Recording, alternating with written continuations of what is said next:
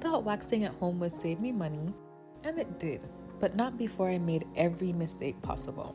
Here are 5 things I wish I knew before waxing at home so you don't have to learn the hard way. Number 1, use white sugar, not cane sugar. Cane sugar crystals are bigger and don't melt the same, so your wax will be grainy instead of smooth. Trust me on this, just use the white sugar.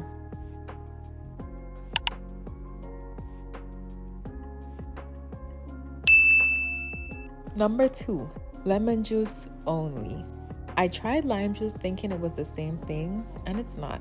Lime juice makes the wax weird and sticky in all the wrong ways. Number 3, don't shave between waxing sessions.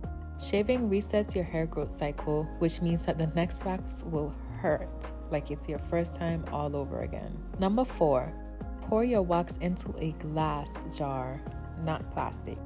Plastic melts, gets gross, and is a nightmare to reheat. Glass keeps it safe and clean.